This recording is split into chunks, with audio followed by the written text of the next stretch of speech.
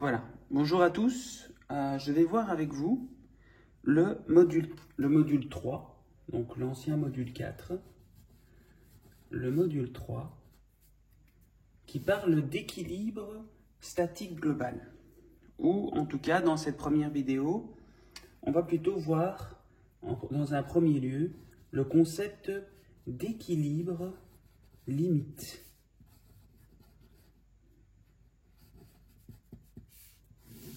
Alors, l'équilibre limite, qu'est-ce que c'est? Eh bien, je vais prendre une feuille ici, voilà, la mettre juste là.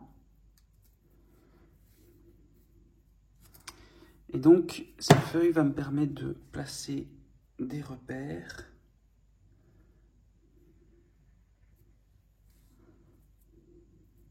Voilà.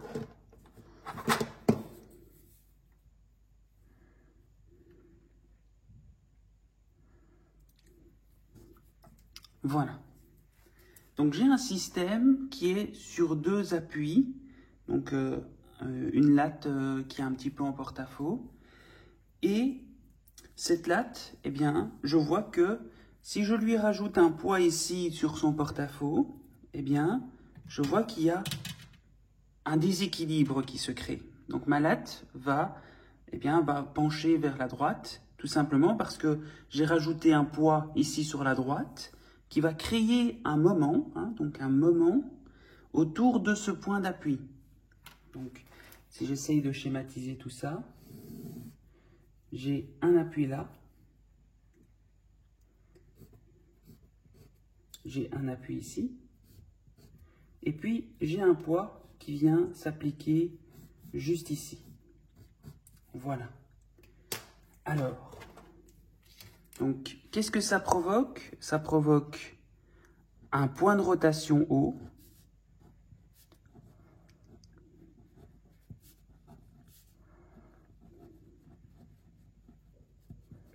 Autour de ce point, parce que justement, il y a une force qui vient déséquilibrer mon système avec un moment.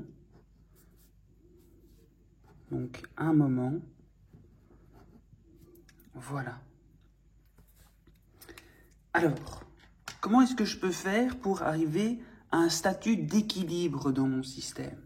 Eh bien, je vais essayer de contrebalancer ce moment qui tourne comme ceci avec un autre moment qui va tourner dans l'autre sens, avec une force qui va se trouver de l'autre côté du point de rotation, donc qui va provoquer un moment qui va être ici anti-horlogique. Donc ici, hop, je remets le système en place. Donc j'ai toujours ici mon poids qui s'applique ici. Et cette fois-ci, je rajoute un autre poids qui est à égale distance de mon point d'appui qui se trouve ici. Voilà. Et donc là, je vais provoquer un deuxième moment qui va tourner dans un sens anti-horlogique. Donc ça va être un moment d'équilibre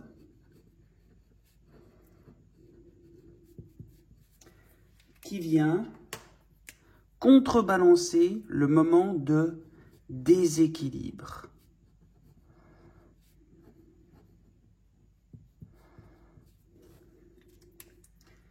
Voilà. Alors, qu'est-ce qui fait qu'un moment va devenir équilibre ou déséquilibre? Eh bien, tout simplement, il faut commencer par repérer l'endroit où mon système va tourner. Donc ici, j'ai repéré, ça va tourner autour de ce point de rotation-là.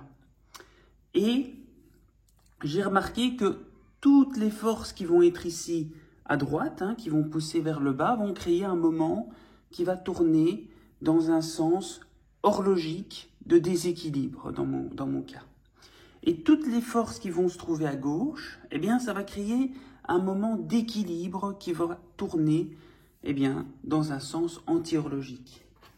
Donc, dans pas mal de cas, eh bien, et on verra aussi quelques exceptions plus tard, surtout dans la vidéo 2, eh bien, dans la plupart des cas, on va pouvoir trouver ici ce point de rotation, donc il faut le repérer, et on va pouvoir tracer un axe vertical. Un axe vertical dans lequel on va pouvoir se dire, ok, donc toutes les forces qui vont vers le bas et qui se trouvent à droite, ça va créer, dans ce cas-ci, un déséquilibre.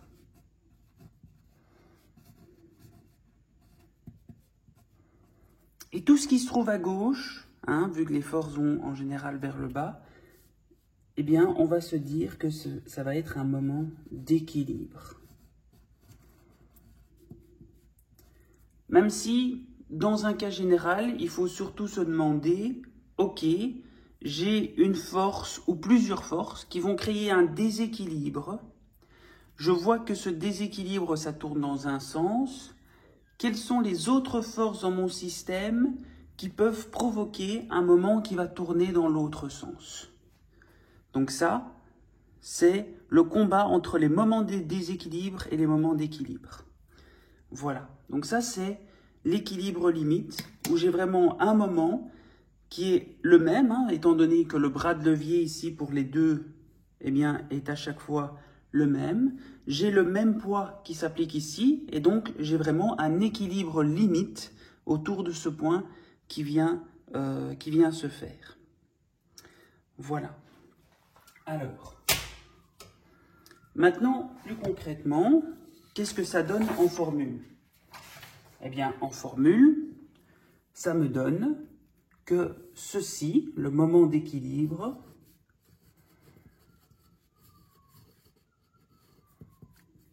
est égal au moment de déséquilibre.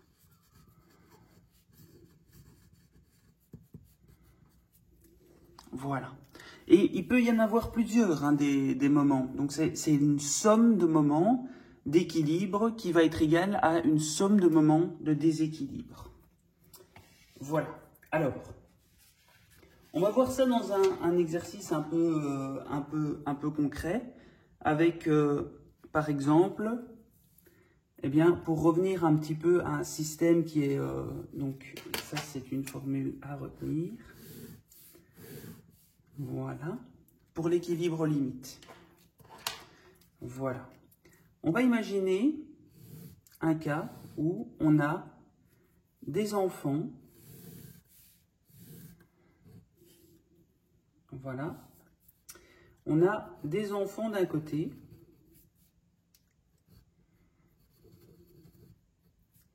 et un adulte de l'autre. Voilà. Qui se trouve donc sur une falaise et qui est maintenu donc par une simple planche. Alors, on sait que chacun des enfants pèse 40 kg.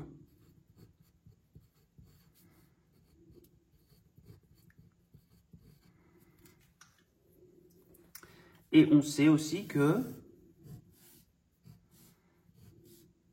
voilà, donc on a les distances qui sont juste là.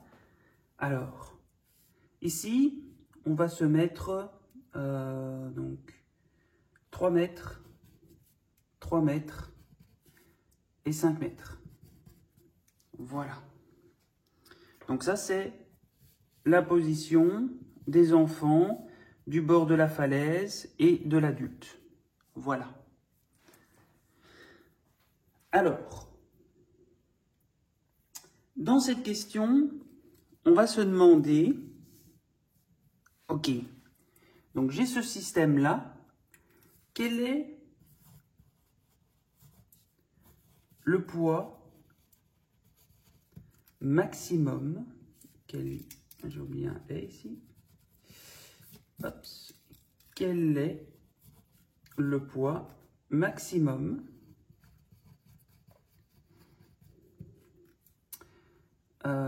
de l'adulte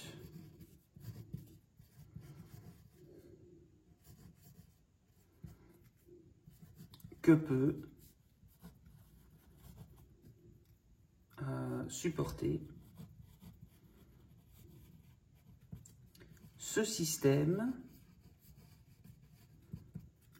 à l'équilibre limite.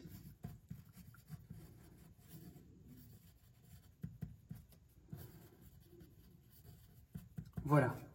Donc j'insiste bien sur ce terme, à l'équilibre limite, parce que ça va être la différence par rapport à la deuxième vidéo. Donc on en reparlera. Voilà.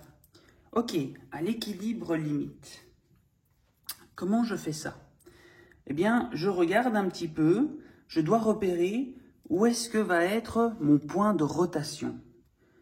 Si j'ai une planche ici, en porte-à-faux, ça me paraît évident que ce qui va créer un déséquilibre, c'est le poids de l'adulte. Et que ma planche, eh bien, quand il y a le poids de l'adulte qui va venir pousser ici, elle va tourner autour du point eh bien, qui se trouve au bord de la falaise. Donc ça va être mon point haut. Alors, une fois que j'ai ça, eh bien, je veux arriver à savoir quel est le poids maximum que je peux me permettre pour mettre un adulte ici en bout de planche. Eh bien, j'ai des moments d'équilibre qui vont se trouver ici. Hop. Si ça, c'est mon poids P. Voilà, donc qui va créer un moment de déséquilibre. J'ai aussi des poids d'équilibre qui vont se retrouver à gauche de mon système. Voilà. Alors, donc, je vais faire les moments d'équilibre. Je vais faire l'addition des moments d'équilibre. Alors, des moments d'équilibre, je vois que j'en ai deux. J'ai un premier moment d'équilibre qui vaut 40 kg. Alors, si mes poids sont en kilos, donc tant que j'ai pas un mélange d'unités, donc entre des newtons et des kilos par exemple, ou des décanewtons avec des kilonewtons, j'ai pas besoin de convertir ces unités, d'accord? Je peux toujours travailler avec des kilos jusqu'à la fin, parce que ici, partout, c'est des kilos. Donc ici, j'ai 40 kilos. Et je dois le multiplier par son bras de levier autour du point de rotation. Donc ici, je vois que c'est 6 mètres. Voilà. Je vais aussi additionner le deuxième moment, qui vaut aussi 40 kg. Multiplié cette fois-ci, non plus par 6 mètres, mais par 3 mètres. Voilà. Et je dois dire que ça, c'est égal au moment de déséquilibre. Donc ça, c'est... Alors là, je vais devoir mettre dans mon équation une inconnue. C'est l'inconnu que je cherche.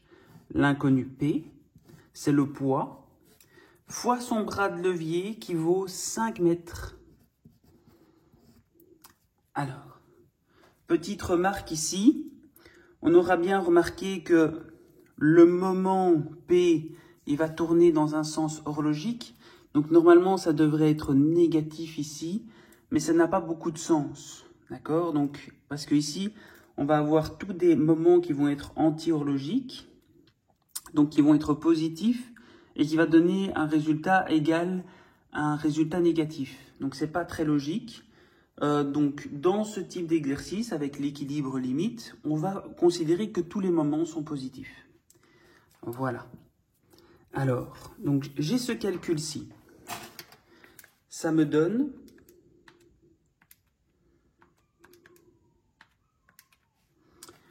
360 est égal à 5P. Du coup, P est égal à 360 divisé par 5. Ça me donne 72 kg. Voilà. Tout simplement. Alors, quand on regarde ce type d'exercice, voilà, donc dans ma formule, parce que je le répète, M est égal à une force fois son bras de levier, voilà. Dans une formule comme ceci, eh bien, je vois que je peux arriver à mettre deux inconnus, donc soit je vais avoir un poids inconnu, soit je vais avoir une distance inconnue. Donc ça dépendra de l'exercice, de ce qu'on vous demande. Mais en tout cas, donc, quand on remplit toute la formule qui va se trouver ici, on va à chaque fois avoir une inconnue. Donc ici, c'était un poids. On aurait très bien pu mettre la distance ici inconnue et donner le poids. Et ça aurait très bien pu marcher aussi comme exercice. Voilà.